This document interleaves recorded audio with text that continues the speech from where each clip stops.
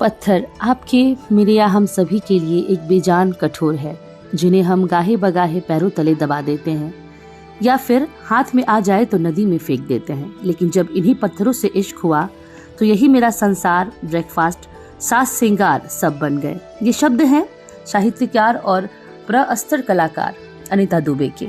भोपाल में पली बड़ी अनीता दुबे वुमन भास्कर से खास बातचीत में कहती हैं, मेरी माँ को पत्थर इकट्ठा करने का शौक था।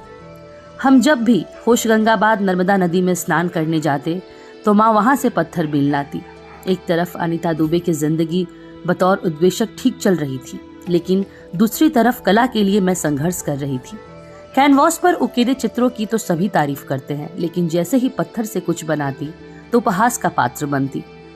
पेंटिंग बनाकर और ज्वेलरी डिजाइन करके मैं एयरफोर्स सॉफ्ट मेले प्रोग्राम्स में अपनी जगह बनाती। एक बार मैंने पत्थर से एक और आकृति बनाने की सोची, लेकिन फिर मेरा मजाक बनाया गया।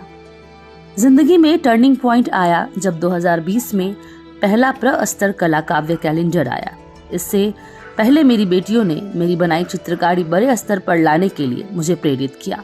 पहले मैं पत्थरों से कहानी बुनकर उसे मिटा देती, लेकिन अब मैं उसे सहेज रही हूँ।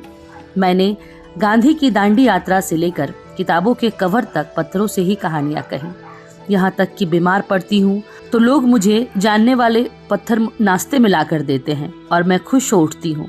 हाँ, कई बार क्विंटलों पत्थर जमा करने पर घर वालों से डांट भी सुननी पड़ती है, लेकिन क्या करूँ, आदत से मजबूर हूँ।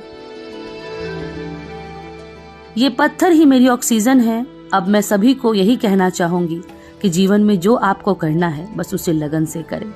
जब मैंने प्रस्तर कला शुरू की तो लोगों ने मेरा शुरू में बहुत मजाक बनाया। किसी को पत्थरों से बनी कोई पेंटिंग गिफ्ट भी की तो लोगों ने कहा सस्ते में निपटा दिया, लेकिन मैंने हार नहीं मानी। अपने काम में बिना किसी लोभ के लगी रही। मुझे पत्थरों में जान दिखती थी, उनमें शब्द दिखते थे, उनमें ढेर सारी बातें होती थी। शायद तभी उन्हें इतनी सुंदर तरीके से सजा पाती हूँ, अपने मन की बात कह पाती हूँ।